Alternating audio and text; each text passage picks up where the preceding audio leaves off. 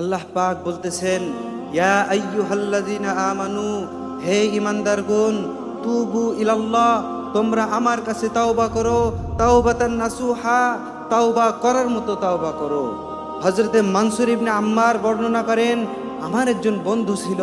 আমার বন্ধু তার আত্মার উপরে অনেক জুলুম করত, তার আত্মার উপরে অনেক জুলুম করত, নিশা করত, খারাপ দিকে ধাবিত হতো।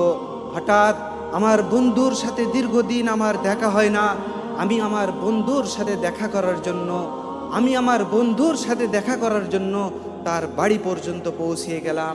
আমি ভিতরে প্রবেশ করে দেখলাম তাকে উঠানে শুয়ে রাখা হয়েছে। আমি যে জিজ্ঞাসা করলাম, হে বন্ধু, তোমার কি হয়েছে, তোমার এই অবস্থা কেন?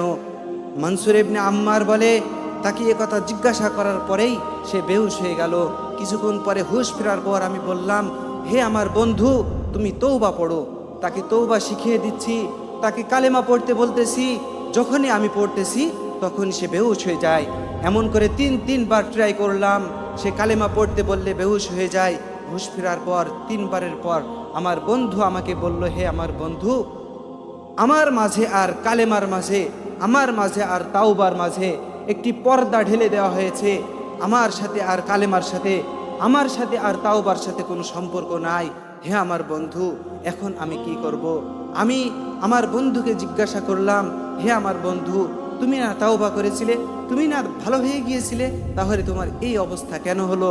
আমার বন্ধু আমাকে জবাব দিল, হে বন্ধু, আমি উপরে উপরে ভালো হয়ে গিয়েছিলাম। তুমি দেখতে আমি খুব নামাজ পড়তাম, আমি খুব ভালো কাজ করতাম, আমি খুব ইবাদত করতাম, কিন্তু আমি ঘরে নির্জনে একা একই অবস্থায়, যখন আমার পাশে কেউ থাকতো না, তখন আমি নেশা করতাম, তখন আমি গুনাহে লিপ্ত হতাম। হে আমার বন্ধু, আমি হঠাৎ একদিন অসুস্থ হলাম।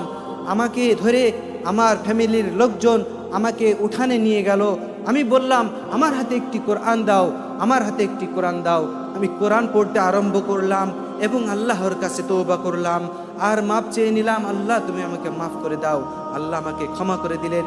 এভাবে একবার নয়, দুইবার নয়, বহুবার এমন করে আল্লাহ তাআলা আমাকে ক্ষমা করে দিয়েছেন। কিন্তু এই শেষবার আর আমার মাঝে আর কালেমার মাঝে পর্দা ঢেলে দেওয়া হয়েছে। আমি আর কালেমা পড়তে পারি না, আমি আর তাওবা করতে পারি না। হে আমার বন্ধু, তুমি আমার জন্য কিছু করো। মানসুর ইবনে আম্মার বলে, এ কথা শোনার পর আমি কাঁদতে কাঁদতে আমার বন্ধুর কাছ থেকে পিছু পাও হয়ে আমি বাইরে হয়ে চলে আসতেছিলাম।